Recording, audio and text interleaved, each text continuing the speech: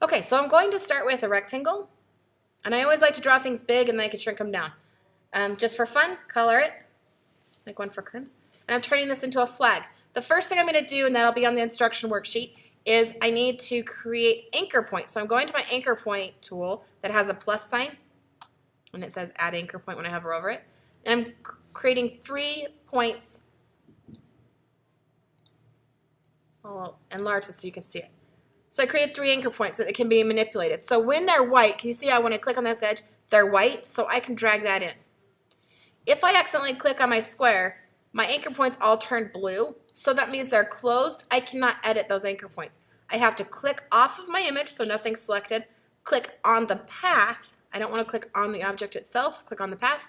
And then my anchor point's white again, and then I can change it. So the first one I'm going to bring in, that gives me the V of my flag. The next one I'm going to is curve it. So I'm going to grab my round or my anchor point tool that converts. I just create a wave in that flag. And then I'm going to come down to the third anchor point I created and just match that wave. And now I have my flag shape.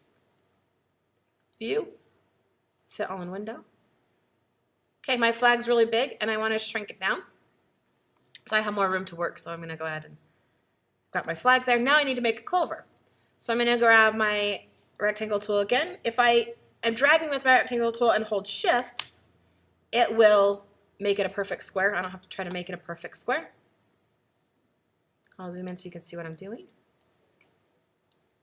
Okay, again, I need to add anchor points. The anchor points are already in the corner, so I don't need to add them there. I just need to add them to the side so I can manipulate those sides with my white arrow tool.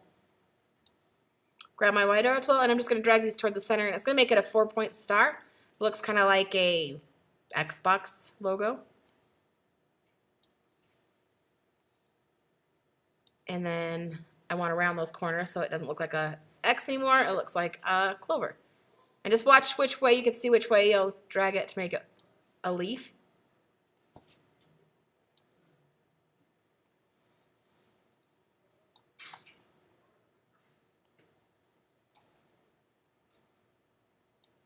Now I have my clover.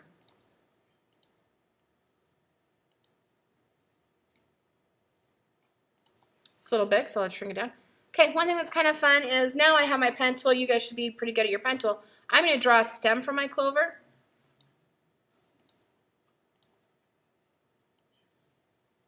Just by creating a shape. I can rotate right there. See how I get that little arrow that rotates? Drag this over.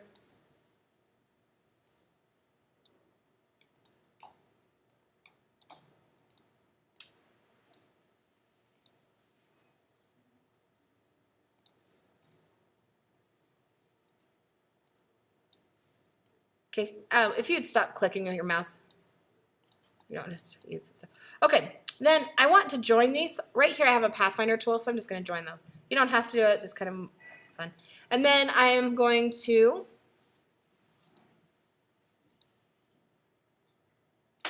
go ahead and put a stroke weight on there.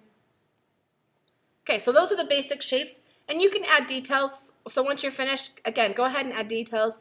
So like for this one, I'm going to make it a flagpole. Thicken the stroke weight so it's a little more interesting. Maybe make a little circle on the top. So if you finish early, always add to your stuff. And then arrange, bring that to the front.